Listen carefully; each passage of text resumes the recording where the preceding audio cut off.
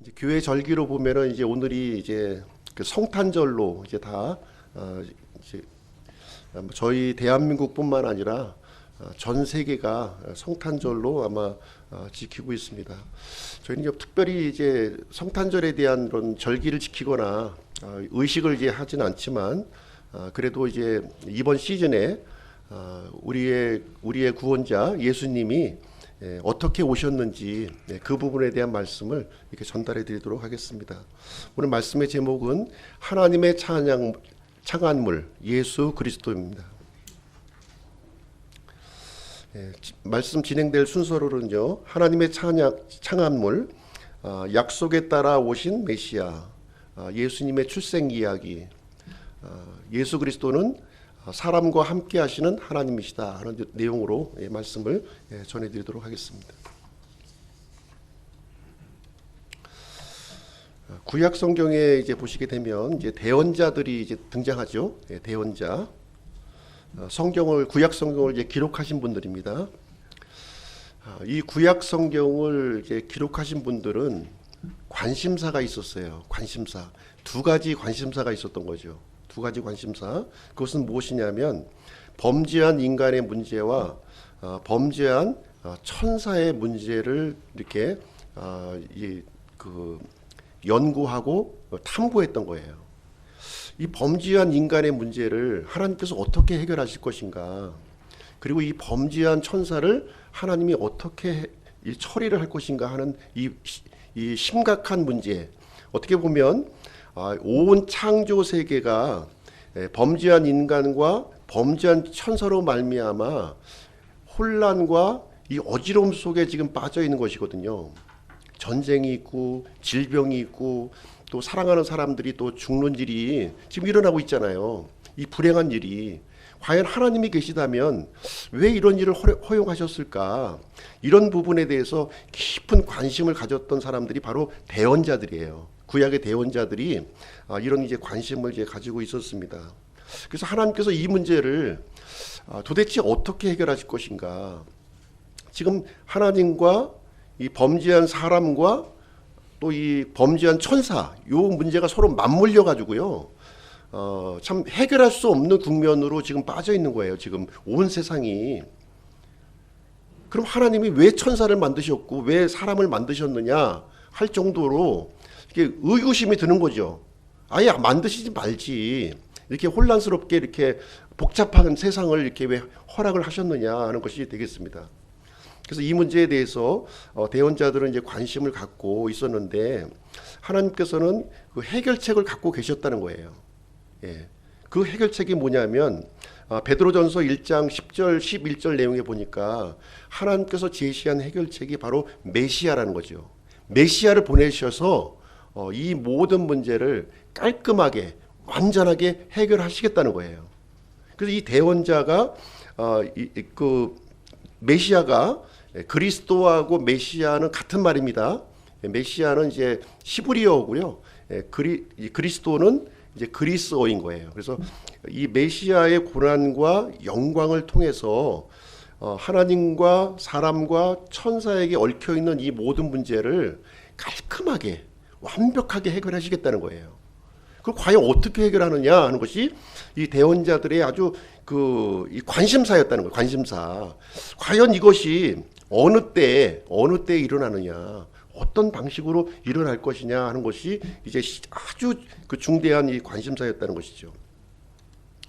그래서 전능하신 하나님께서 이 문제를 해결해 주신다는 거예요. 이 문제를. 여기 이제 예레미야 32장 27절에 보시면 보라 나는 주요 모든 육체의 하나님이니라 내게 너무 어려운 일이 있느냐 이렇게 말씀을 해주셨습니다. 전능한 하나님의 해결책을 오늘 이 아침 시간에 말씀을 드리도록 하겠습니다. 하나님은 모든 창조물의 주인이세요. 보이는 세계도 만드셨고요. 뿐만 아니라 보이지 않는 영적 세계도 하나님께서 창조를 하신 것입니다. 그렇기 때문에 자신의 창조물인 이 사람과 이 천사들의 문제를 해결하실 수 있는 분이시라는 거죠. 그렇죠? 누구를 통해서요? 이제 앞으로 보내실 메시아를 통해서 이 일을 해결을 하신다는 내용이 되겠습니다. 히브리서에서 이제 결론적으로 좀 말씀을 드리면요, 하나님께서 어떻게 해결하시느냐, 히브리서에 보시면 이렇게 표현을 하고 있어요. 그런즉 자녀들은 살과 피에 참여한 자들이므로 그분도 마찬가지로 친히 같은 것들에 참여하셨으니 이것은 그분께서 죽음을 통해 죽음의 권능을 가진 자 곧 마귀를 멸하시고 또 죽음을 두려워하여 평생토록 속박에 얽매인 자들을 구출하려 하심이라. 예, 여기서 이제 하나님의 해결책이 뭐냐면 이 메시아를 이제 보내실 텐데요. 메시아를 어떤 방식으로 보내냐면 우리 사람과 똑같이 살과 피에 참여한 자로 보내신다는 거예요. 이 영원하신 하나님의 해결책이 바로 이 방법인 거예요. 예, 사람의 살과 피 똑같은 모습으로 보내시겠다는 겁니다. 예, 그래서 그분의 죽음, 그 메시아의 죽음이, 하나님은 죽으실 수가 없잖아요. 그렇기 때문에 그 죽을 수 있는 사람의 모습으로 이제 나타나신다는 거죠. 나타나시고, 그래서 그 죽음을 통해서 어떤 일을 하게 되냐면, 첫 번째, 죽음의 권능을 가진 자 마귀를 멸하시겠다는 거예요. 예. 두 번째, 그리고 이 평생토록 속박에 얽매인 이 사람들을 그 죽음과 이 죄의 권세에서 해방시켜 주시겠다는 겁니다. 이 내용을 이제 히브리서에서 우리에게 밝혀주고 있는 내용이 되겠습니다. 그래서 여기 도표를 보시게 되면 이 메시아의 죽음을 통해서 범죄한 사람을 구원하시고, 예, 그렇죠? 그 다음에 이 모든 원인을 제공한 이 마귀를 멸망시키신다는 거예요. 이것이 이제 하나님의 그 해결책이 이제 되겠습니다. 빌립보서에서는 굉장히 구체적으로 우리에게 알려주고 있어요. 빌립보서 한번 보실게요. 빌립보서를 보시게 되면 2장 6절부터 11절까지 이렇게 우리에게 알려주고 있습니다. 메시아의 고난과 메시아의 영광을 통해서 이 범죄한 천사의 문제, 사람의 범죄 문제를 해결하시는데요. 어떤 방식으로 해결하시냐면 영원하신 이 하나님께서 무명한 자가 되신다는 거예요. 무명한 자. 그 다음에 종의 형체를 입으시고 사람의 모양을 입으시고 그 다음에 십자가로 죽으신다는 거예요. 예. 그리고 이 죽으신 이 메시아를 하나님께서 높이 올려주시는 거예요. 예, 높이 올려주십니다. 그리고 왕좌에 앉히시고 영광 가운데 거하심으로 말미암아 우리 인류의 이 수건적인 문제, 근본적인 문제를 하나님께서 해결해 주신다는 말씀이 되겠습니다. 자, 그러면 이제 이 하나님의 창안물인데요. 하나님의 창안물을 한번 보시도록 할게요. 하나님의 이 창안물은 바로 이제 한 몸을 예비하시는 거예요. 한 몸. 예. 지금 아담 이후로 모든 몸은 부패한 몸이죠. 아담 이후의 모든 몸은 부패한 몸이에요. 예, 죄로 얼룩져서 멸망으로 갈 수밖에 없는 몸인데 하나님께서 한 몸을 예비하신다는 거죠. 한 몸. 예, 이 한 몸이 뭐냐? 죄 없는 몸을 예비하신다는 거예요. 죄 없는 몸. 하나님이 사람의 몸을 입으신 몸, 죄 없는 몸을 준비하셔서 그 몸을 통해 영원한 속죄를 이루신다는 거죠. 영원한 속죄. 그래서 죄와 마귀를 멸하시고 영원한 생명의 수여자가 되게 하신다는 내용이 되겠습니다.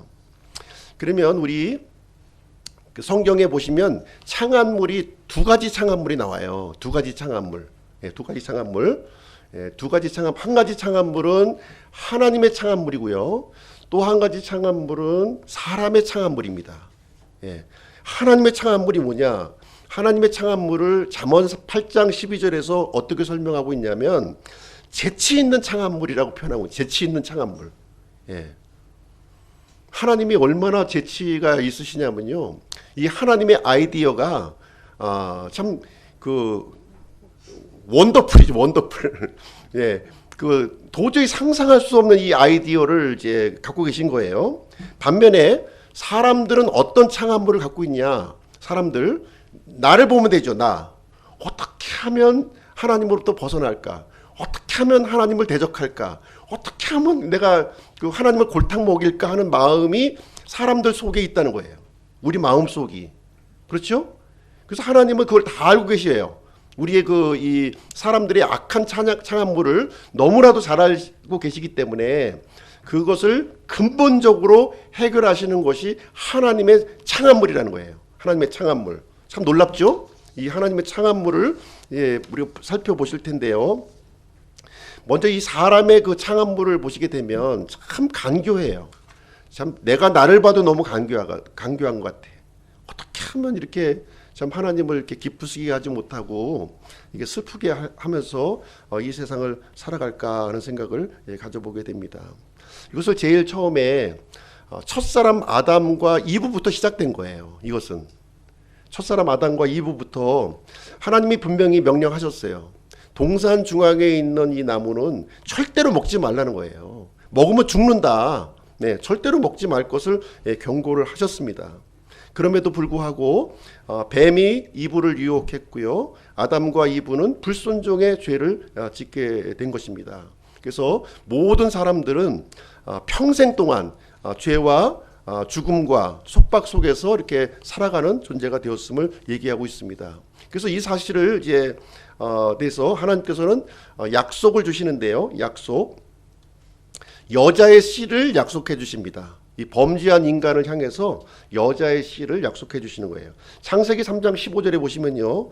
이제 뱀에게 하시는 말씀이에요. 뱀에게 어떤 말씀을 하냐면 내가 너와 여자 사이에 또 내 씨와 그녀의 씨 사이에 적개심을 두리니 그 씨는 내 머리를 상하게 할 것이요 너는 그의 발꿈치를 상하게 할 것이니라. 이렇게 하면서 이제 뱀의 씨와 여자의 씨 사이에 적개심을 두게 하신다는 거죠. 예, 그런데 이 여자의 씨가 장차 이 뱀의 씨의 머리를 상하게 한다는 거예요.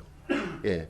반면에 이 뱀의 씨는 여자의 씨의 발꿈치를 이렇게 상하게 한다. 여자의 씨는 이제 뱀에 대해서 치명적인 상처를 주는 거죠. 치명적인 상처. 반면에 그 뱀이 여자의 씨에게 주는 상처는 경미한 상처예요. 경미한 발꿈치 정도 이렇게 좀 상하는 정도. 그러나 이 뱀은 아주 심각한 상처를 입게 되는 것입니다. 그래서 하나님께서 범죄한 아담과 이브에게 이 약속을 최초로 해주신 거예요. 이제 먹지 말라고 하는 그 선악과를 먹음으로 말미암아 평생 죄와 죽음의 속박 속에 살게 되었지만 이제는 여자의 씨를 통해서 그 문제를 근원적으로 완전하게 해결해 주시겠다. 이제 이 얘기를 해주고 있는 겁니다. 그래서 하나님께서 보내주실 메시아가 오기 전까지는 이제 모든 인류는 마귀의 속박을 받으면서 살아갈 수밖에 없는 거예요. 예. 그 상황이 이제 처해진 겁니다. 그래서 이 상황에서 하나님과 사람의 입장이 있는 거예요. 하나님과 사람의 입장. 이렇게 보시게 되면 하나님은 모든 걸 다 아시고 있는 거죠. 해결책도 갖고 계셔요. 근데 문제는 사람에게 좀 믿는 거죠. 사람. 이 범죄한 이 사람은 이제 범죄하는 순간 하나님과 분리가 되었고요. 하나님에 대한 지식이 완전히 사라져 버린 거예요. 그러면 이 하나님께서 이 내용들을 전달할 수 있어야 되겠죠. 이 지각이 어두워진 이 사람들에게 전달할 수 있는 방책이 필요한 거예요. 그러기 위해서는 많은 시간이 필요로 했습니다. 하나님은 지금 당장이라도 사람들을 구원해 주실 수 있었어요. 그렇지만 이 사람들을 충분히 공감하게 하고 하나님의 뜻을 알게 하고 이해시키고 하는 그런 과정이 필요했다는 거예요. 그것이 바로 언약입니다. 언약을 통해서 하나님께서 메시아를 이제 약속대로 보내주시고요. 또 메시아를 통해서 이 죽음의 문제, 또 이 범죄한 천사의 문제, 또 범죄한 인간의 문제, 모든 문제들을 해결할 것을 이렇게 약속으로 주신 거예요. 약속으로. 한 번만 주신 게 아니고요. 계속해서 반복으로 주십니다. 구약 성경 내용을 보시게 되면 그 내용이 계속해서 반복이 되고 있습니다. 처음에 주신 약속은요, 좀 이렇게 좀 거친 약속이에요. 좀 이렇게 안개와 같이 좀 이렇게 좀 거친 약속을 주십니다. 그러나 시간이 흘러가면서 하나님께서는 구체적으로 세밀한 약속을 이렇게 주시게 되는 거예요. 예, 메시아를 어떻게 보내주실 것인가, 어떤 메시아인가, 어떤 메시아가 어떤 일을 하실 것인가 하는 것을 구체적으로 이렇게 보여주시게 됩니다. 그래서 메시아는요, 하나님의 약속에 따라서 오시는 거예요. 약속에 따라서 오시는데, 처음에 이제 그 아담과 이브에게 주셨고요. 그 다음에 주신 약속이 뭐냐면 아브라함에게 주신 약속입니다. 아브라함에게 창세기 22장에 보면 아브라함에게 주신 약속이 여기에 기록이 되어 있습니다. 여기 창세기 22장 내용을 보시면 이렇게 기록이 되어 있어요. 내 씨가 자기 원수들의 문을 소유하리라. 내 씨가 자기 원수들의 문을 소유하리라, 이렇게 하고 있습니다. 이 아브라함의 씨가 원수들의 문을 소유한다는 겁니다. 문을 소유한다고 하는 것은요, 이 원수가 소유했던 모든 영역을 이렇게 점령한다는 의미예요. 점령한다는 의미를 갖고 있습니다. 그래서 이 내 씨가 이 일을 한다는 것이고요. 뿐만 아니라 18절에 보시면 내 씨 안에서 땅의 모든 민족들이 복을 받으리라, 이렇게 하고 있어요. 이 아브라함의 씨를 통해서 땅의 모든 민족들, 단순히 그 몇 명의 사람이 아니라 모든 사람들에게 하나님의 복을 주시겠다, 이렇게 말씀해 주고 있습니다. 그래도 좀 약간 좀 막연하죠. 좀 전반적으로 지금 이제 하나님께서 말씀해 주시고 있는데요. 여기에 보시면 네 씨를 언급하고 있는데요. 이 씨를 갈라디아서 3장 16절에서 이 씨가 무엇인지 구체적으로 우리에게 알려주셔요. 구체적으로 이 씨가 복수, 네 씨들이라고 하지 아니하고 단수의 씨라고 설명을 해주고 있습니다. 그래서 이 씨를 가리켜서 그리스도시라고 이렇게 갈라디아에서는 분명하게 우리에게 알려주고 있습니다. 그래서 아브라함의 이 씨, 단수의 씨라고 하는 것은 바로 하나님께서 보내실 메시아, 그리스도라는 것을 여기서 가르쳐주고 있는 것이죠. 그래서 이 그리스도를 통해서 대적의 문을 소유할 것이고요. 사탄의 권세를 물리치실 것이고 세상의 모든 죄를 제거하실 것이라고 하는 말씀이 되겠습니다. 그래서 메시아는 어떤 계보로 오시나요? 아브라함의 계보로 오시는 거예요. 아브라함의 계보로 오신다는 거예요. 그래서 아브라함에게 주신 이 약속을 한번 보시게 되면 어떤 약속을 주시냐면 이런 약속을 주십니다. 아브라함에게 너의 후손들이 400년간 종살이 할 거라는 거예요. 400년간 종살이 한다는 거예요. 그리고 그 지역에서 큰 민족을 이룰 거라는 것입니다. 큰 민족. 그리고 그 민족이 어디로 가냐 하면은 약속의 땅으로 간다는 거예요. 약속의 땅. 아브라함이 지금 아이가 없는 상황이에요. 지금 아이도 없는 상황인데 지금 그 거대한 프로젝트를 메시아를 보내주실 그 프로젝트를 미리 알려주시는 거죠. 지금 미리 알려주시는 거예요. 그래서 그 이스라엘 그 백성들을 통해서 메시아, 하나님께서 보내주실 그리스도가 올 것이고요. 대적들의 문을 소유할 것이다. 이제 이 약속을 아브라함에게 주신 것입니다. 그 다음에 이어서요, 하나님께서는 다시 이 약속을 좀 분명하게 다시 한번 알려주시는 거예요. 보시면 누구에게 이어지냐면 다윗 언약으로 이어집니다. 다윗 언약. 다윗 아시죠? 다윗. 이스라엘의 그 초대 왕이 되겠습니다. 실질적인 초대 왕이죠. 사무엘하 7장에 보시면 다윗 언약이 기록되어 있어요. 다윗 언약. 다윗 언약에도 보시면 여기에 네 씨가 나옵니다. 네 씨. 복수로 얘기하지 아니하고요. 단수로 얘기하고 있는 거예요. 1차적으로 이 말씀은 솔로몬에게 주신 말씀이에요. 솔로몬에게 해당됩니다. 그러나 요 구체적으로 보게 되면 실질적인 언약은 솔로몬이 아니라 앞으로 보내실 이제 하나님께서 보내실 메시아를 지칭하는 것을 우리가 알 수가 있습니다. 그래서 네 씨를 세우고 했는데 이 메시아가 이제는 아브라함의 후손일 뿐만 아니라 좀 더 구체적으로 다윗의 후손으로 오신다는 거예요. 다윗의 후손으로 오셔서 대적들의 문을 소유하고 죄의 문제, 천사의 문제를 해결할 것이다. 이제 이렇게 말씀해주고 있는 것이 되겠습니다. 그 다음에 이어서 대언자들을 통해서 또 이제 이 약속을요, 메시아에 대한 약속을 구체화시킵니다. 구체화. 이사야 7장 14절에 보시면 메시아가 어떤 모습으로 오시냐면 처녀로부터 태어나신다는 거예요. 처녀로부터 태어나신다. 이게 가능한 일인가요? 네. 예수님이 오시기 벌써 한 5, 600년 전에 지금 상황인데, 이 상황에서 처녀가 수태하여 아들을 낳고 그 이름을 임마누엘이라 하리라. 임마누엘이라고 하는 뜻은 하나님이란 얘기예요. 하나님. 우리와 함께 거하시는 하나님. 그분이 어떻게 오신다고요?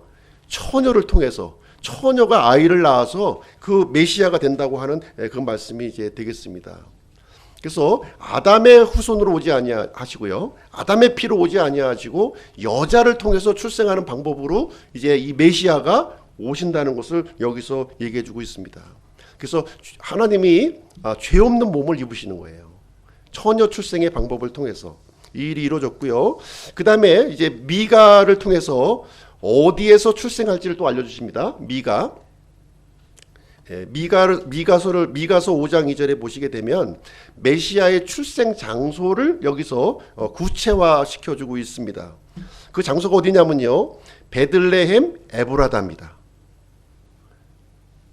이스라엘은요, 베들레헴이 두 군데예요. 베들레헴이 두 군데입니다. 베들레헴 에브라다가 있고요, 베들레헴 갈릴리가 있는 거예요. 그럼 이 두 장소 중에서 어디로 오냐는 얘기죠. 미가서는 분명하게 알려주고 있습니다. 두 장소 중에서 베들레헴 에브라다로 오신다는 거예요. 에브라다. 예. 여기 보시면, 지도를 보시면요, 이 베들레헴이 두 군데 있는 거예요. 저 갈릴리 쪽에 베들레헴이 있고요. 예, 그 다음에 이쪽 유다지파 쪽에 베들레헴이 있는 겁니다. 그래서 메시아가 어디로 오신다고요? 갈릴리 베들레헴이 아니라 이 유다지파 안에 있는 이 베들레헴으로 오신다고 지금 이제 미가서는 우리에게 가르쳐 주고 있는 내용이 되겠습니다. 그리고 또 한 가지는 이제 언제 오시느냐 하는 거죠. 과연 메시아가 언제 오실 것이냐, 언제 보내실 것이냐, 그 부분도 성경에 기록되어 있습니다. 다니엘서에 그 내용이 기록되어 있는데요. 다니엘서를 보시게 되면 다니엘은 지금 이제 포로로 잡혀갔던 인물이죠. 예, 바벨론의 침공을 받았을 때 1차 포로로 잡혀갔던 인물이 다니엘이에요. 이 다니엘이 포로 생활을 하고 있는 중에 이제 하나님으로부터 메시아가 언제 오실 거에 대한 그 약속을 여기서 이제 해주고 있는 내용이 되겠습니다.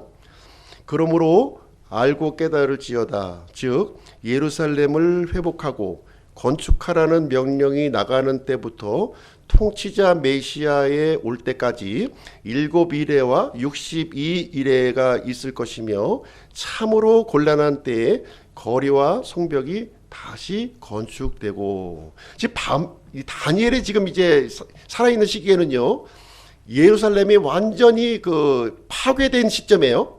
성전도 파괴되었죠. 예, 예루살렘 도시가 완전히 파괴되었죠. 성벽조차도 없는 이런 상황에서 하나님께서 이 말씀을 주시는 거예요.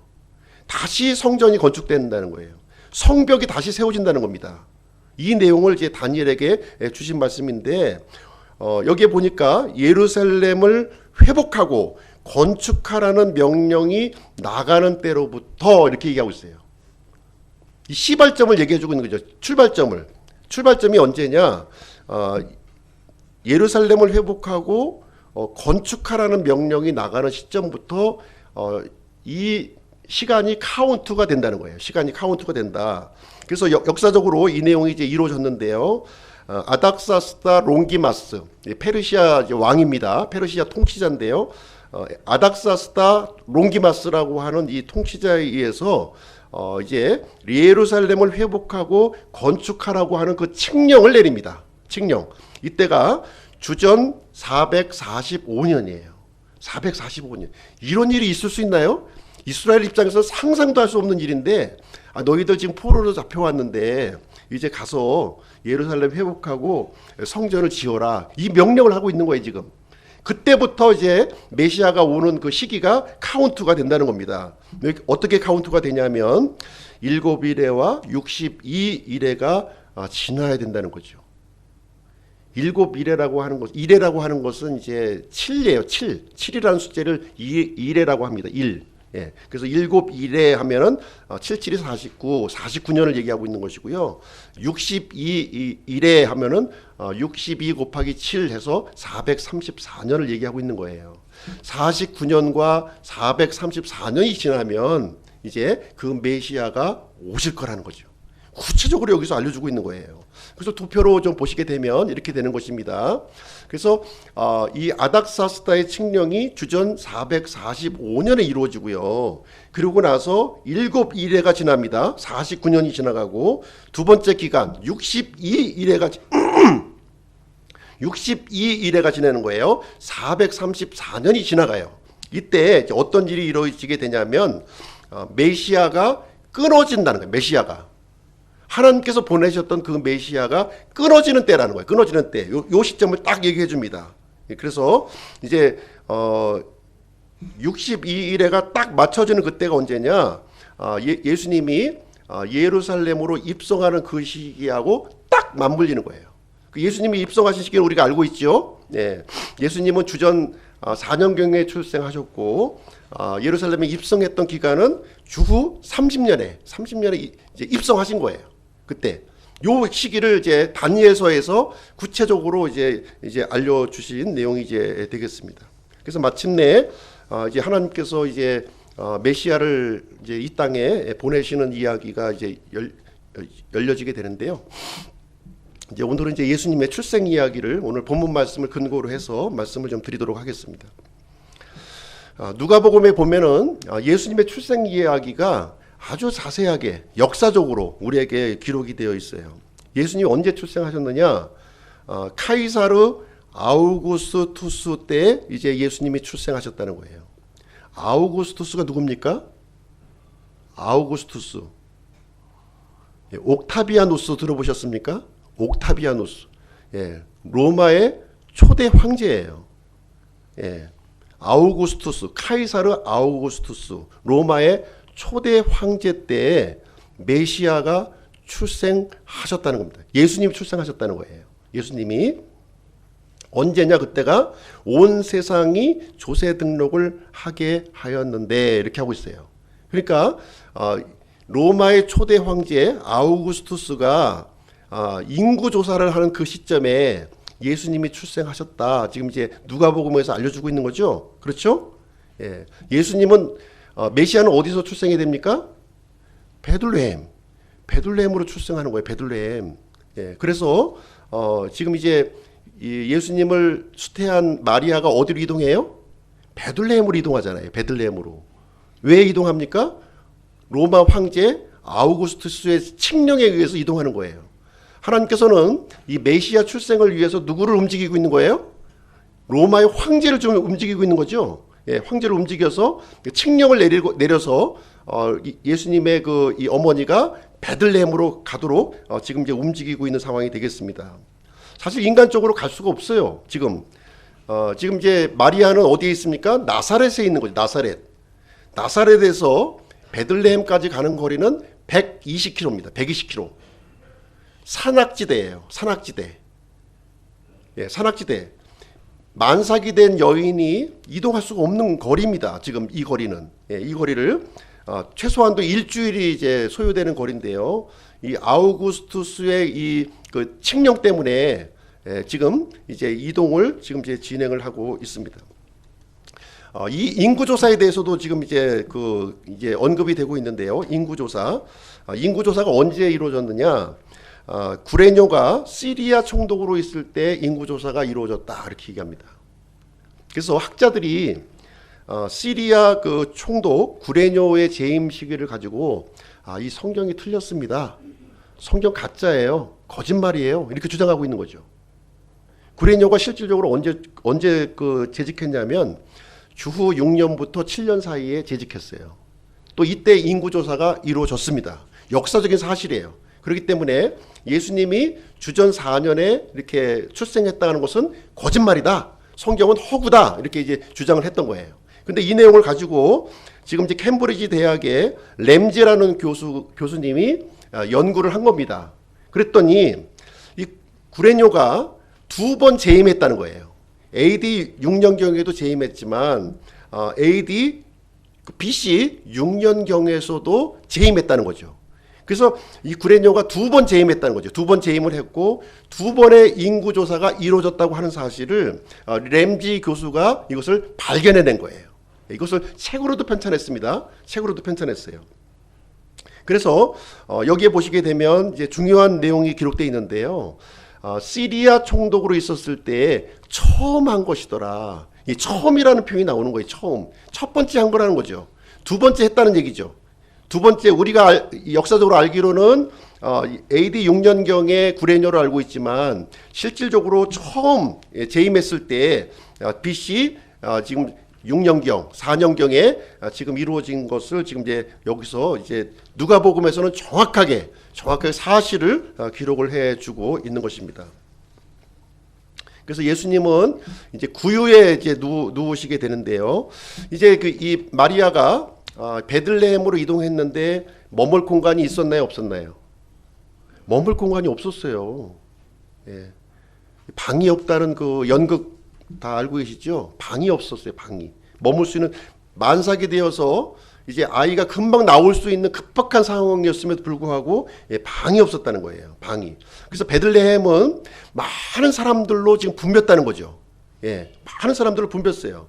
그래서 결국 방을 찾지 못하고 마구간에서 예수님이 이렇게 출생을 하게 됩니다. 그래서 하나님께서 보내시고자 하는 이 메시아가 사람의 모습으로 이 땅에 오시지만 이 메시아를 받아들일 공간이 있었어요, 없었어요? 방조차도 없었다는 거예요. 그래서 마구간에서 출생할 수밖에 없었고, 이제 말이 먹는 이 구유를 이제 말이 먹는 이 먹이통을 얘기합니다. 여물통에 이제 예수님이 갓 태어난 이 예수님이 거기에 뉘어질 수밖에 없었다 하는 것을 여기서 말을 해주고 있습니다. 예수님의 탄생 소식을 제일 먼저 알았던 사람이 있는데요. 누굽니까? 예, 들판에 있던 목자들이었다는 거예요. 들판에 있던 목자들이 가장 먼저 이제 알게 되었습니다. 예수님 이 메시아의 탄생 소식이요. 이런 성전에 전달된 것도 아니었고요. 왕궁에 전달된 것도 아니었고요. 들판에서 양을 치고 있었던 목자들에게 제일 먼저 이 소식이 전달이 되어 있었습니다. 예수님이 태어날 당시의 모습을 이제 설명해주고 있는데요. 목자들이 들에 거하며 밤에 자기 양떼를 지키고 있었는데 이렇게 설명을 해주고 있습니다. 이 베들레헴은요, 이 예루살렘하고 아주 가까운 지역에 있는 거예요. 예루살렘하고 굉장히 한 4, 5km 정도 이 정도 거리에 있습니다. 굉장히 가까웠고요. 그래서 이 베들레헴에서는 어떤 일이 이루어졌냐면 성전 제사에 필요한 그 양들을 키우는 그런 장소였다는 거예요. 그래서 다윗이 그 일을 한 거죠. 예전에 목동이었을 때 양을 이렇게 쳤는데 성전에 이제 이렇게 바쳐질 그런 양들이 이제 준비가 된 거죠. 이때 이제 목자들에게 누가 나타나냐면 천사들이 등장합니다. 천사들. 예. 천사들이 누가복음 2장 10절에 보시면 그 천사가 그들에게 이르되 두려워하지 말라. 보라, 내가 온 백성을 위한 큰 기쁨의 좋은 소식을 너희에게 가져오노라. 이렇게 기록하고 있습니다. 그래서 이제 하나님께서 그동안 이 첫사람 아담에게 약속하셨고 또 아브라함에게 약속하셨고 그 다음에 다윗에게 약속하셨고 그 대언자들에게 약속했던 그 구체적인 약속이 그 소식이 제일 먼저 들판에 양을 치고 있던 목자들에게 지금 전달이 되고 있는 상황이 이제 되겠습니다. 그래서 예수님은 성경 기록대로 하나님께서 약속하신 대로 이 땅에 오신 메시아라고 하는 사실입니다. 그래서 예수님은 약속하신 메시아인 거예요. 약속하신 메시아. 하나님께서 보내시기로 약속한 그 메시아입니다.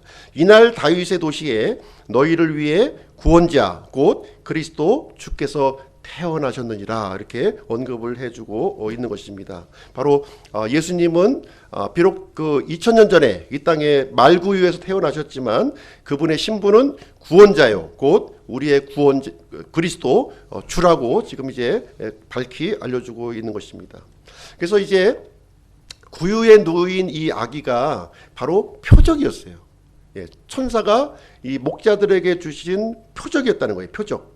예, 표적이라고 하는 것은 이제 하나님께서 하신 일을 증거하는 거죠. 이 표적을 통해서. 예. 그래서 이 구유에 누인 아기를 볼 터인데 바로 이분이 하나님께서 보내시고자 하는 그 메시아 구주, 세상의 구주시다 하는 것을 여기서 이제 알려주게 됩니다. 그리고 나서 바로 이어지는 내용이 천사들의 찬양이 이제 이어지게 됩니다. 갑자기 하늘 군대의 무리가 그 천사와 함께하며 하나님을 찬양하여 이르되. 그래서 하늘에서는 찬양이 이제 울려졌고요. 또 이 구유, 이제 이 짐승의 이 우리 구유에서는 아기 예수님이 누워져 있는 거예요. 참 이 그 언밸런스하지 않습니까? 예, 천사들의 찬양과 이 아주 비천한 마구간에서 누워 있는 이 아기는 극한 대조를 이렇게 보여주고 있는 거죠. 아주 극한 대조의 모습을 보여주고 있는데 그 이 아기 예수님을 통해서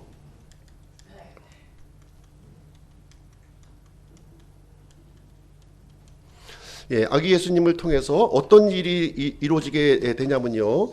이 극한 대조가 조화를 이루게 된다는 거예요. 조화를 이루게 된다 하는 것을 말해주고 있습니다. 14절 말씀에서 가장 높은 곳에서는 하나님께 영광이요 땅에서는 평화와 사람들을 향한 선하신 뜻이로다 이렇게 얘기하고 있습니다.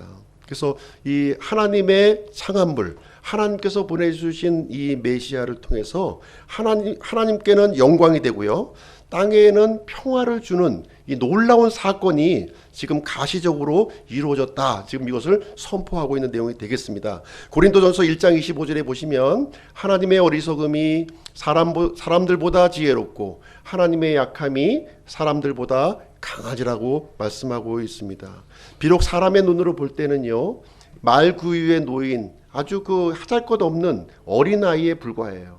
어린아이에 불과하지만 이 어린아이를 통해서 높은 곳에서는 하나님께 영광이 되는 것이고요, 또 사람들에게는 이 평화를 주는 그 놀라운 세상의 구주가 될 것을 여기서 우리에게 알려주고 있습니다. 이 내용을 들은 목자들은 어떻게 반응을 했을까요? 천사들의 말을 들었을 때 목자들의 반응을 이렇게 보시게 되면 여기에 듣고 끝나지 않고요, 천사들의 말을 듣고 끝난 것이 아니라 베들레헴까지 가서 지금 일어난 이 일을 보자, 확인해 보자, 이렇게 반응을 여기서 보이게 됩니다. 그래서 이 들판에서 최초의 소식을 들었던, 메시아의 소식을 최초로 들었던 이 목자들은요, 최초의 목격자였고요, 최초의 복음 선포자가 되었다는 거예요. 최초의 복음 선포자가 되었다. 우리 이런 태도를 가져야 되지 않겠습니까? 하나님의 말씀이 우리에게 들려졌을 때는 들려진 것으로 그쳐서는 안 되는 거예요. 가서 이 목자들과 같이 가서 그 일이 일어나는 것을 보는 그런 반응을 우리가 보여야 될 줄로 생각을 합니다. 자, 메시아가 오시는 길을 한번 보시도록 할게요. 하나님께서는 메시아를 준비하셨어요. 그렇죠? 그러고 나서 사람의 창조가 이루어졌고요, 또 사람이 그 뱀에 의해서 타락을 했습니다.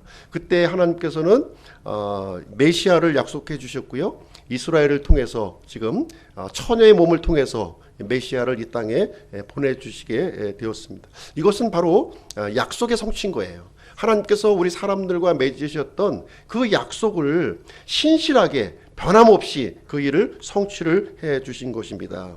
그래서 이 하나님의 약속은요, 예수 그리스도께 정확히 이루어졌습니다. 예수 그리스도 한 사람에게 정확하게 이루어짐으로 말미암아 바로 이 예수님이 하나님이 보내주시고자 하는 그 메시아요, 그 구원자라고 하는 사실을 명확하게 해 주셨습니다. 그래서 예수님은 아브라함의 자손이요 다윗의 자손으로 이 세상에 오셨고요, 베들레헴 에브라이드에서 출생하셨으며 지금 이제 정확한 시기에 지금 이 땅에 오시게 되었습니다. 그래서 예수님은 세상의 구주이신 것이고요, 우리의 그 찬송과 경배를 받으실 분이 되겠습니다. 참된 왕이시요 참된 주인으로 이제 오시게 되었습니다. 이 예수님을 만나셨습니까?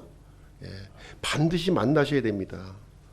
하나님께서 인류의 구원을 위해서 유일하게 약속하신 유일한 창안물이신 바로 예수 그리스도십니다. 그래서 이 예수 그리스도를 만날 때 이제 하나님께는 영광이요 우리에게 평화가 임하는 놀라운 일이 이루어진다고 하는 사실입니다. 그래서 예수님을 통해서 이 범죄한 천사들을 심판하실 것이고요.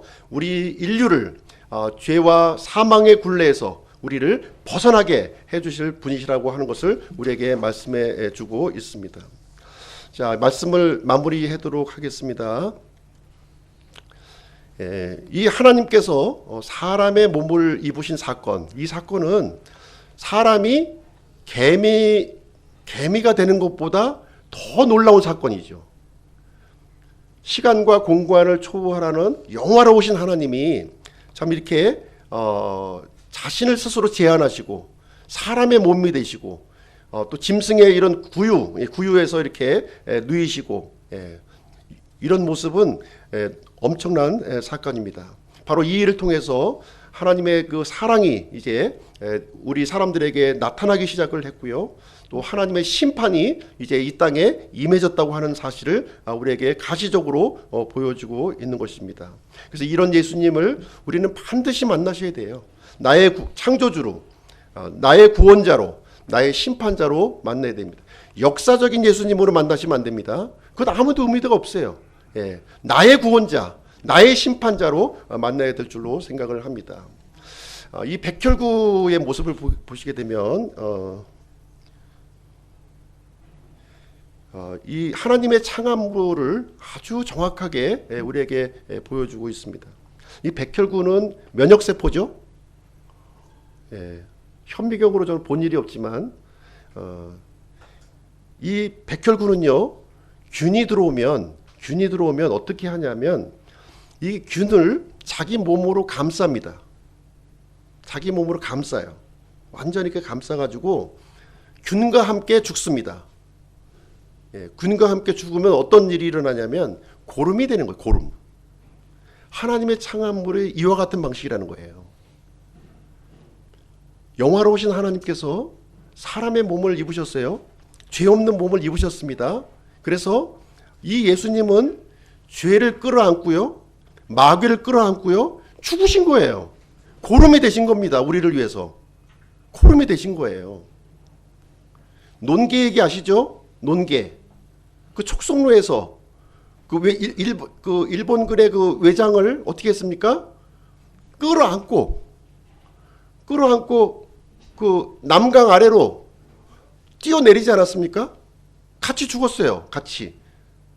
그 기생 이 논개 성이 주씨더라고요. 주씨. 준논개. 우리 논개로 알려져 있지만 원래 기생은 성도 없는데 주씨로 지금 이제 기록이 되어 있습니다. 예수님도 같은 방식인 거예요.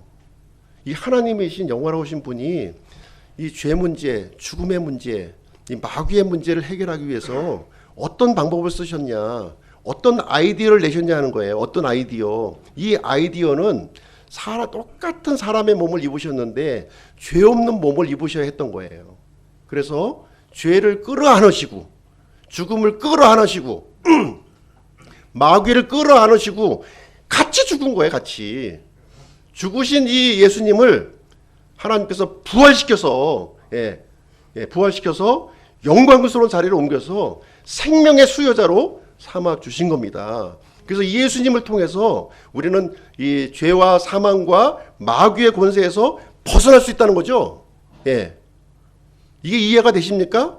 이 놀라운 이 아이디어를 받아들이는 사람들에게, 믿는 사람들에게 영원한 생명을 주시겠다고 하나님께서는 약속을 해 주신 거예요. 그래서 우리 구원받은 사람들은 어떻게 해야 됩니까? 우리 구원받은 사람들은 이제 구원받았으니까 어떻게 해야 돼요? 이제 구원받았으니까 이제 내 마음대로 살아야지. 아니죠. 영원한 생명을 받았다면 이제 하나님의 자녀로 살아가는 거예요. 근데 왜 우리를 남겨두셨을까요? 이렇게 힘들고 어려운 세상을. 사람들은 보니까 이 그리스도인들을 굉장히 싫어해요. 그리스도인들이 이렇게 선한 일을 하면 위선자라고 그럽니다. 그리스도인들이 또 나쁜 짓을 하면 어떻게 합니까? 타락했다고 그래요. 아니, 그리스도인들은, 우리 믿는 사람들은요, 믿어도 욕먹고 안 믿어도 욕먹고 다 욕먹는 거예요. 예, 싫어하는 거 싫어해. 우리 존재 자체를 싫어합니다. 이걸 알고 계셔야 돼요. 우리 믿는 사람들은. 세상 사람들은요, 우리 믿는 사람들을 이렇게 하나님의 아이디어를 받아들인 사람들을 싫어하는 거예요. 싫어합니다. 그래서 우리 믿는 사람들은 여러 가지 어려움을 이 세상에서 받게 되는 거예요. 여러 가지 시험과 어려움을 받게 됩니다. 이때 우리는 어떤 태도를 가져야 되느냐? 예, 여기 이제 표현된 대로 이제 믿음의 단련으로 삼으라는 거예요. 우리가 연약한 믿음에서 강한 믿음으로 나아가라는 거예요. 강한 믿음으로. 예. 우리가 이제 그 금년 한 해를 마무리하고 이제 2023년 새해를 이제 맞이하게 될 텐데요. 우리의 믿음이 이제 단련되길 원합니다. 이렇게 연약한 믿음, 나 혼자 간신히 이렇게 유지하는 믿음으로 머물러 계셔서는 안 되는 거예요. 이 시험을 이기고 극복하고, 예. 이제 주일 오전 예배 나오셨다면 오후 예배도 오시고, 네, 수요 예배도 오시고 말씀과 동행하는 이런 믿음이 저에게 있을 줄로 생각이 됩니다. 그랬을 때 예수 그리스도께서 나타나실 때 다시 오신다는 거죠. 예수님이 다시 오실 때 칭찬과 존귀와 영광을 받게 된다는 겁니다. 예, 힘들고 어려우시겠지만 우리가 이 믿음을 굳건하게 지켜나갔을 때 주님께서 우리를 알고 계시고 우리를 이제 영광으로 덧입혀 주신다 이렇게 말씀해 주고 있습니다. 예수님도요, 십자가를 통해서 영광을 얻으신 거예요.